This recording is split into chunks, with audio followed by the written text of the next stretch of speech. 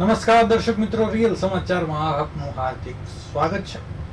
તો જોઈએ સુરતના મહત્વના સમાચાર.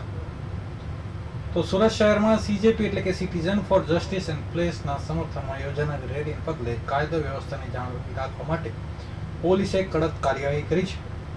રેલીની મંજૂરી ન હોવા છતાં લોથરા સર્કલ ખાતે એકત્રિત થયેલા લોકોમાંથી 10 થી 12 લોકોની પોલીસે અટકાયત કરી છે. મળતી માહિતી મુજબ આર્યન અને તેના સાથીઓએ સોશિયલ મીડિયાના માધ્યમથી સીજેપીના સમર્થનમાં લોથરા સર્કલ ખાતે ભેગા થવા માટે સોશિયલ મીડિયામાં અપીલ કરી હતી.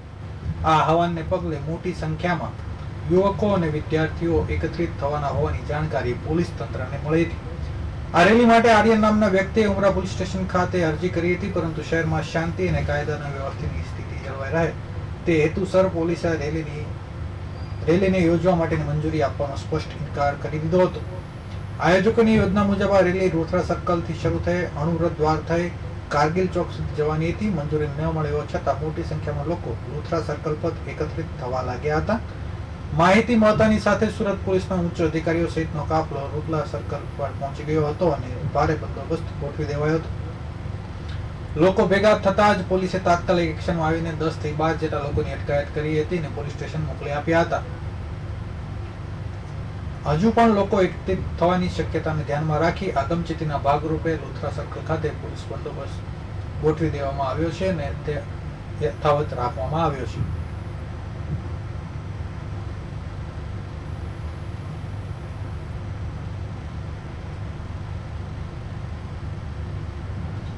સુરત શહેરના અમરોલી વિસ્તારમાં આવેલા વેદાંત ઇન્ડસ્ટ્રીયલ 3માં પ્રગતિ ઇકો પાર્ક ખાતેથી કોપીરાઇટ એક્ટના ભંગ બદલ અમરોલી પોલીસે દરોડો પાડી આરોપી વેપારીની ધરપકડ કરી છે. જાણીતી કંપની યામી ઘર શોપ પ્રાઇવેટ લિમિટેડના નામે ડુપ્લિકેટ કોસ્મેટિક શોપ બનાવવાની વેચાણ કરતા ઈસમ પર કંપનીના અધિકૃત અધિકારીની તપાસ બાદ કાર્યવાહી કરવામાં આવી છે. આ દરોડો દરમિયાન પોલીસે 1,81,200 ની કિંમતનો મુદ્દામાલ જપ્ત કર્યો છે અને આરોપી સામે કાયદેસરના કાર્યવાહી હાથ ધરી છે. અમદાવાદ ખાતે રહેતા અને પુણે સ્થિત યામી ઘર શોપ પ્રાઇવેટ લિમિટેડ કંપનીના ટ્રેડમાર્ક માત્ર કોપીરાઇટ રક્ષણ માટે ઓથોરાઇઝ પર્સન તરીકે ફરજ બજાવતા જયદીપ ભટ્ટી અને તેમના સાથી કર્મચારી સુભાષભાઈ ઉતરિયાએ સુરતમાં ખાનગી રાહે તપાસ કરી અમરોલીના વેદાંત ઇન્ડસ્ટ્રીયલ 03 પ્રગતિ પાર્ક ખાતે રેડ કરી હતી અને કંપનીના નામે ડિઝાઇનવાળા ડુપ્લિકેટ સાબુનું ઉત્પાદન અને વેચાણ થતું હોવાની વિગતો સામે આવી હતી. કંપનીના અધિકારીઓએ જરૂરી દસ્તાવેજો અને પાવર ઓફ એટર્ની બતાવી અમરોલી પોલીસની મદદ માંગી હતી. જે બાદ પોલીસ સ્ટાફ અને 2 પંચો સાથે રાખી પ્રગતિ ઇકો પાર્કમાં ગ્રાઉન્ડ ફ્લોર આવેલા યુનિટ પર દરોડો પાડવામાં આવ્યા હતા. દરોડો દરમિયાન સ્થળ પર હાજર 27 વર્ષીય આરોપી જમીલભાઈ નરેશભાઈ વરોડિયા મળી આવ્યો હતો. પોલીસે તેની સ્થળ પર અટકાયત કરી ધરપકડ કરી છે.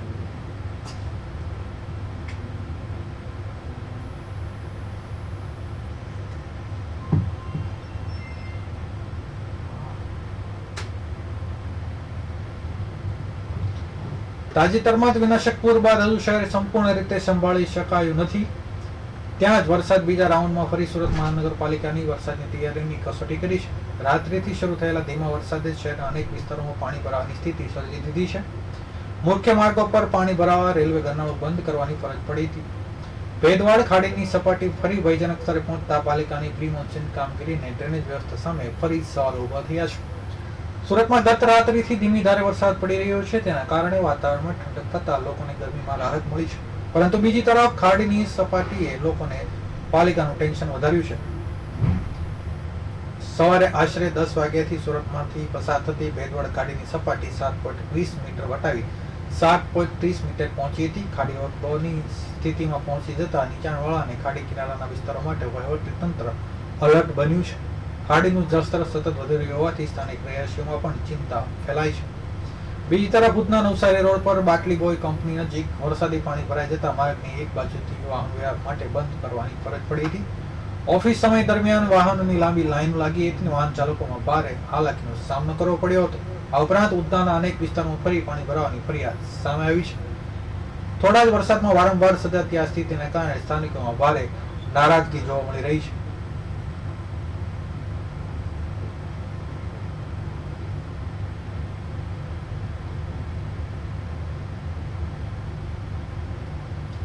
સુરત શહેરની ઉત્તરાયણ પોલીસે ત્વરિત અને પ્રશંસનીય કાર્યવાહી કરીને એક રત્ન કલાકારનું ગુમ થયેલું કિંમતી પર્સ શોધી કાઢી મૂળ માલિકને પરત સોંપી પ્રામાણિકતા અને વિજિલન્સનું ઉત્તમ ઉદાહરણ પૂરું પાડ્યું છે. મળતી માહિતી મુજબ રત્ન કલાકાર ચાવડા નીતિશકુમાર ચંદુલાલનું પર્સ અકસ્માતે ક્યાંક ગુમ થઈ ગયું હતું. આ પર્સમાં અંદાજે 1.50 લાખની કિંમતના 12 ગ્રામ સોનાના દાગીના રહેલા હતા. પર્સ ગુમ થતા નીતિશકુમારે તાત્કાલિક ઉત્તરાયણ પોલીસ સ્ટેશન પહોંચી આ અંગે રજૂઆત કરી હતી. રત્ન કલાકારની રજૂઆત ગંભીરતાથી લઈ ઉત્તરાયણ પોલીસની ટીમે તાત્કાલિક તપાસનો ધમધમાટ શરૂ કર્યો હતો. પોલીસે ઘટના સ્થળે અને તેની આસપાસ વિસ્તારના 20 થી વધુ સીસીટીવી કેમેરા ફૂટેજ બારીકાઈથી ચકાસ્યા હતા. સીસીટીવીની મદદથી પોલીસે ટૂંક જ સમયમાં દાગીના ભરેલું પર્સ શોધી કાઢવામાં સફળતા મેળવી હતી. પોલીસે પર્સ કબજે કર્યા બાદ 13 તૂક અર્પણ કાર્યક્રમ હેઠળ મૂળ માલિક નીતિશકુમાર ચાવડાને પોલીસ સ્ટેશન બોલાવી તેમનું કિંમતી પર્સ સુરક્ષિત રીતે પરત સોંપ્યું હતું. પોતાના હેમખેમ નાણાં અને ઘરેણાં મળી જતા રત્ન કલાકારે હૃદયપૂર્વક આનંદ વ્યક્ત કર્યો હતો અને ઉત્તરાયણ પોલીસની ઝડપી અને સરાહનીય કામગીરીને બિરદાવી આભાર માન્યો હતો.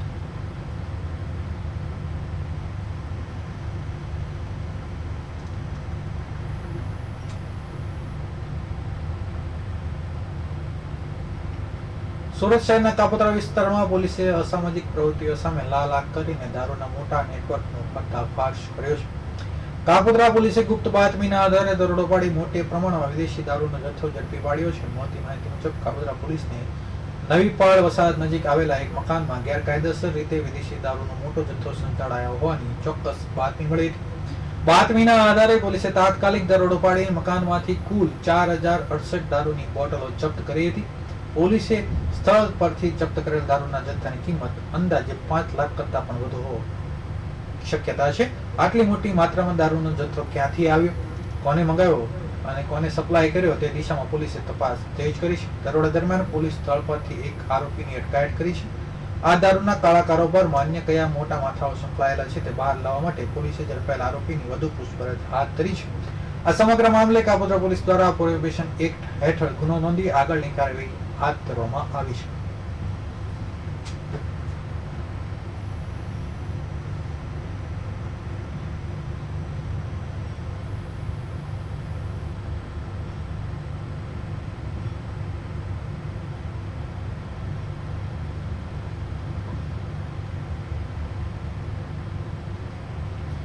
દેશભરમાં ટેકનોલોજીના માધ્યમથી લાખો લોકોને ચૂનો લગાવનાર સાયબર માફિયાઓ પાછળ કયું વૈધું કામ કરી રહ્યું છે તેનો ચોંકાવનારો ખુલાસો સુરત શહેર ક્રાઇમ સેલે કર્યો છે. સુરત પોલીસે ઉત્તર પ્રદેશના કાનપુર ખાતેથી એક હોટલમાંથી માત્ર 18 વર્ષ અને 6 મહિનાની ઉંમર ધરાવતા રોહિત વિજેન્દ્રસિંહ શાક્ય નામના માસ્ટરમાઇન્ડ ડેવલપરની ધરપકડ કરી છે. આશ્ચર્યની વાત એ છે કે આરોપી માત્ર 11મું ધોરણ પાસ છે, પરંતુ 16 વર્ષની સગીર ઉંમરથી તે એઆઈ અને ટેલિગ્રામની મદદથી અત્યંત ખતરનાક ડમી વાયરસ યુક્ત એપીકે ફાઇલો બનાવવાનો માસ્ટર કોડર બની ગયો હતો. ઝારખંડના કુખ્યાત જામતારા, હરિયાણા અને રાજસ્થાન સાયબર ગુનેગારોને ડિજિટલ હથિયાર સપ્લાય કરવાનું મુખ્ય કામ આ યુવાન જ કરતો હતો. આ સમગ્ર કૌભાંડનો દોર સુરતના એક જાગૃત નાગરિક સાથે થયેલી છેતરપિંડીથી શરૂ થયો હતો. ગત 15 થી 18 મે 2024 દરમિયાન સાયબર ઠગે વોટ્સએપ પર પંજાબ નેશનલ બેંકની ઓરિજિનલ જેવી દેખાતી બોગસ PNB1.apk નામની ફાઇલ મોકલી હતી. ફરિયાદી આ ફાઇલ ઓરિજિનલ સમજી પોતાના ફોનમાં ઇન્સ્ટોલ કરતા તેમનો ફોન હેક થઈ ગયો હતો. ઠગોએ ગણતરીની મિનિટમાં તેમના પ્રાઇમ કોઓપરેટિવ બેંક એકાઉન્ટમાંથી યુનિયન બેંક ઓફ ઇન્ડિયા એકાઉન્ટમાં 5 લાખ ટ્રાન્સફર કરી દીધા હતા. ભોગ બનનારે તુરંત સાયબર હેલ્પલાઇન નંબર 1930 ઉપર ફરિયાદ નોંધાવતા સુરત પોલીસે ગુનો દાખલ કરી તપાસ હાથ ધરી હતી. એડિશનલ સીપી ડોક્ટર કરણ રાજસિંહ વાઘેલાના માર્ગદર્શન હેઠળ સાયબર ક્રાઇમની અને આઈટી એક્સપર્ટની ખાસ ટીમે તાત્કાલિક દરોડો પાડી આરોપી શાક્યને ડિજિટલ ગેટ્સ સાથે રંગેહાથ ઝડપી લીધો હતો. 7 જૂનના સુરતમાં લુપ્ત થયેલ રહેલી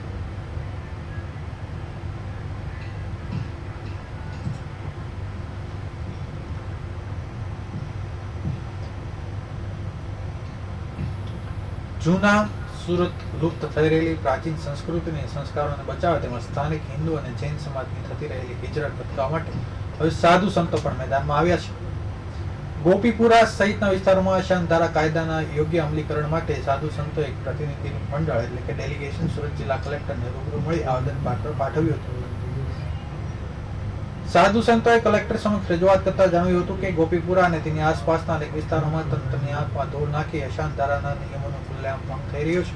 કેટલાક વિસ્તારોમાં ગેરકાયદેસર બાંધકામો, બેનામી વ્યવહારો, ગેરકાયદેસર રીતે મિલકતોની તબદીલી એટલે કે ટ્રાન્સફર જેવી પ્રવૃત્તિ ચલાવવામાં આવી રહી છે, જેના કારણે સ્થાનિક રહેવાસીઓ હિજરત કરવા મજબૂર બન્યા છે. ડેલિગેશન દ્વારા કલેક્ટરને ધ્યાન દોરવામાં આવ્યું હતું કે ગોપીપુરાના એનજી જવેરી સ્કૂલની સામેના વિસ્તાર રંગીલદાસની શેરી અને હનુમાનચાર રસ્તા મહાવીર રત્ન shopping centre, Vimal apartment, Gopipura apartment, દિવ્ય સ્વપ્ન એપાર્ટમેન્ટ અને રંગમંગલ એપાર્ટમેન્ટ, અન્ના સોસાયટી, કાંજી મેદાન અને પંચોની વાડી સામેના વિસ્તારમાં આ રીતે ગેરકાયદેસર પ્રવૃત્તિઓ કરવામાં આવી રહી છે. આ રજૂઆત દરમિયાન સાધુ સંતોએ આક્રોશ વ્યક્ત કરતા જણાવ્યું હતું કે જો અશાંત ધારા કાયદાનું કડક પાલન નહીં કરવામાં આવે તો જૂના સુરતી ધાર્મિક અને સાંસ્કૃતિક ઓળખ ખતમ થઈ જશે. તેણે સ્પષ્ટ શબ્દોમાં કહ્યું હતું કે નિયમોનું પાલન ન થતા અમે તંત્રની આંખ ઉગાડવા માટે અહીં આવ્યા છીએ. સાધુ સંતોએ જિલ્લા કલેક્ટર પાસે માંગ કરી છે કે આ તમામ ગેરકાયદે વ્યવહારો પર તુરંત રોક લગાવવામાં આવે અને અશાંત ધારા નિયમોનું અંશત અને કડકપણે પાલન કરવામાં આવે તેવી સ્થિતિ સ્થાનિક હિજરતને રોકી શકાય છે.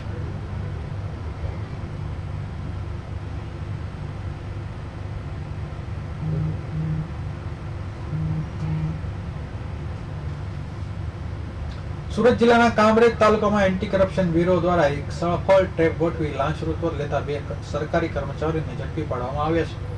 હલદરો ગ્રામ પંચાયત તલાટી કમ મંત્રી અને કરાર આધારિત કોમ્પ્યુટર ઓપરેટરને મકાનની આકારણી કરવાના બદલામાં લાંચ લેતા રક્તરંજિત હાથે ઝડપી લેવાયા છે.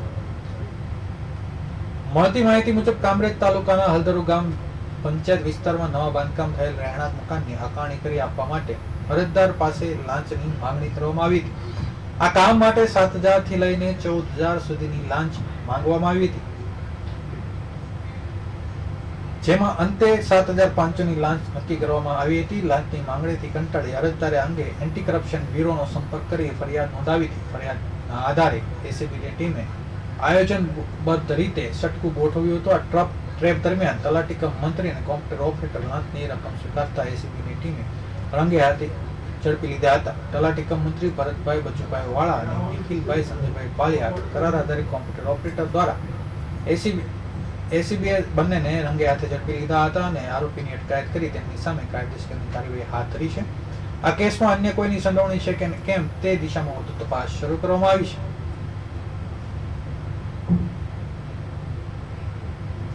આ હતા અત્યાર સુધીના રિયલ સમાચાર. નવા સમાચારો ફરી મળીશું. ત્યાં સુધી રજા આપશો. નમસ્કાર.